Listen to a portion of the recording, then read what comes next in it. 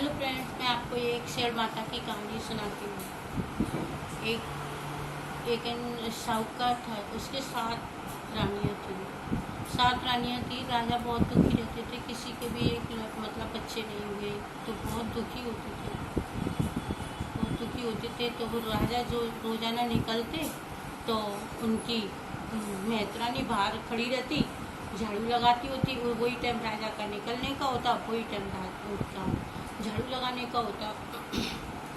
तो वो एक दिन बोली, रोजाना वो रोज थूक देती रोजाना, और रोजाना झाड़ू 3 बार ठूक देती और बोलती कि राजा बोलते कि तुम ऐसा क्यों करती हो हमारे सामने, हम जब निकलते हैं तभी तुम 3 बार थूक देती हो और 3 बार ही झाड़ू ठोक देती हो, ऐसा क्यों करती हो। तो वो बोली कि मैं इसलिए करती हूँ, आप राजा निपुत्री राजा हो, आपका मुख देखने का धर्म नहीं है। हमने कही अच्छा ऐसी बात है, तो हम निपुत्री राजा हैं, हमारा मुख देखने का धर्म नहीं है, और तुम्हें क्यों बोले हमें खाना भी नहीं मिलता, आपको हम देख लेते हैं तो हमको खाना नहीं मिलता। कि अच्छा ऐसी बात है, तो अब ऐसा करेंगे, हम आपके यहाँ बहुत सारा खाना भेज देंगे, देखते हैं आपको खाना मिलता है कि नहीं मिलता। ठीक है भेज देना। अब राजा ने बहुत सारा खाना भेज दिया। तो वो बोली कि उसके यहाँ पे बहुत सारे मेहमान आ गए, तो उनको परस दिया खाना। अब उन्हें परस दिया तो वो बोली कि दूसरे दिन वो भूखी रह गई। अब दूसरे दिन राजा ने कहा क्यों तुमने आज फिर ठोका। बोले अब देखो राजा, तुमने कितना खाना भिजाया और मुझे खाना भी नहीं मिला। उन्होंने कहा अच्छा ऐसी बात है, कल मैं दुगना खाना भेज दूंगा आपके यहाँ। तो उन्होंने कहा ठीक है। अब उन्होंने दुगना खाना भेजा तो भी उसके यहाँ और दुगने मेहमान आ गए, तो उसको खाना नहीं मिला। उन्होंने कहा अच्छा ऐसी बात है, आज मैं फिर भूखी रह गई, 2 दिन से भूखी हूँ। फिर राजा बोले कि तुमने आज फिर ठोकी झाड़ू। बोले क्या करूँ महाराज, मेरे को खाना ही नहीं मिलता, मैं 2 दिन से भूखी पड़ी हूँ, अब बताओ मैं क्या करूँ। उन्होंने कही कुछ मत करो, आज हम तुम्हारे यहाँ त्योहारा से बहुत सारा खाना भेजेंगे, तब तुम देखना तुम्हारे को मिलता है कि नहीं मिलता खाना। उन्होंने कहा ठीक है। अब राजा बोला, वो उनका मेहतर बोला कि तू इतने सारे राजा ना रोजाना तुम्हारे लिए खाना भेजती हैं, ये क्या चक्कर है।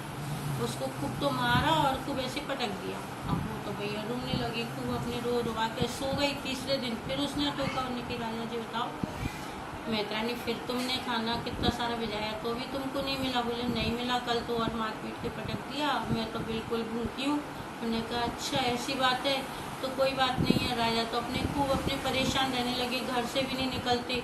दासी बहुत परेशान थी उन्हें देख के। नहीं, दासी बोली कि राजा परेशान हो रहे हैं तो हम भी परेशान हैं राजा के कारण। अब ऐसा करते हैं कि शेर माता का 9 देवी आ रही हैं, तो शेर माता की कहानी सुनेंगे और पूजा करेंगे, व्रत रखेंगे। उन्होंने कहा ठीक है। रानी बोली ठीक है। अब सबने व्रत रखा, रानी ने, बांदी ने, सबने, और राजा से झूठ से ही कह दिया कि राजा तुम्हारी रानी गर्भ से हो। अच्छा। अब वो बोली कि ना तुम्हारी रानी के मतलब बच्चा होने वाला है। तो राजा ने खूब भंडारे खोल दिए, खूब उनने ना लुटाने के लिए, सामान के लिए सब खोल दिए, खूब खजाना खोल दिया, सब खोल दिया। अब वो बोली, बांदी बोली कि राजा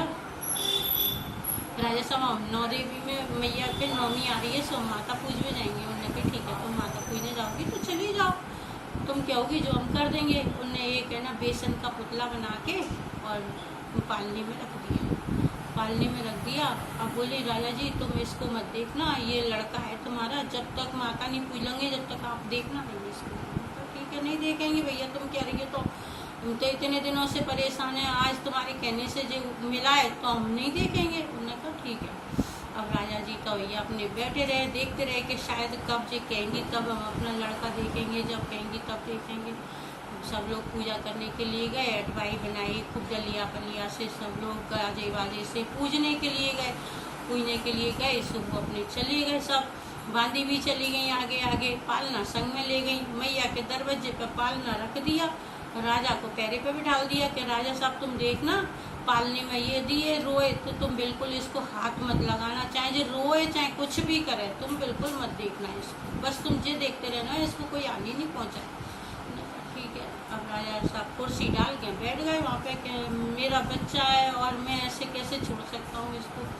वो गई पूजने के लिए गई तो मैया बोली क्या चाहिए तो मांगना, उसको मांग के कछु नहीं चाहिए, जो लूड़ को पूत बना कर लाई हूँ बा में जान डाल दे। मैंने कही अच्छा ऐसी बात है तो लूट का भूत बना के लाई, उसमें जान कैसे डाल दूँ? क्या तू ऐसा कर, कि मेरे पिछवाड़े बच्चे बहुत सारे खेल रहे हैं, 7 रानियन में से कहीं के बन के जरूरी तू पिलाओ, तुम जाके नहीं। उन्होंने कही कि वो गई वहाँ पे, फिर उसने कही कि मैं अपना रोम खींचूं, पहले उसको बाद में देखूँ, बच्चों को तो बाद में देखूँगी, पहले अपना रोम खींच के देखूँ जहाँ में लग रही है कि नहीं लग रही, तब उनका खींचूंगी। वो तो बच्चा ही नहीं रह से, मैं नहीं खींच पाऊंगी। तो फिर उसने देखा, सो अपना खींचा तो उसके बहुत तेज लगी। मैया के पास आई लौट के, मैया आप बच्चा दो मत दो, मेरे को नहीं चाहिए, पर लेकिन मैं किसी के बच्चे की जरूरी नहीं टूट सकती। उन्होंने कहा बेटा तेरे को दिया।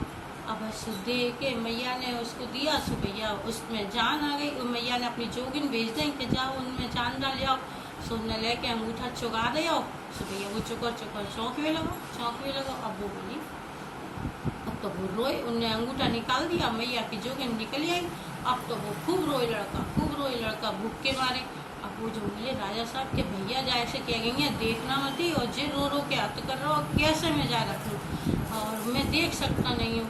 उनने एक को बिठाला और बोले भैया तुम चलो, तुम सबरी यहीं पे पूजा ही करती रहोगी कि वो लड़का को देखोगी इतना तेज रो रहा है वो।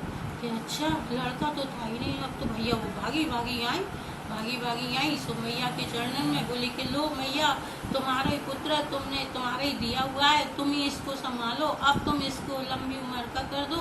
राजा साहब पुत्रवान हुए, जैसे भगवान ने मैया ने उनको दिया, जैसे सबको दे, कहता तो सबका उनका आगे तक। जय हो मैया रानी।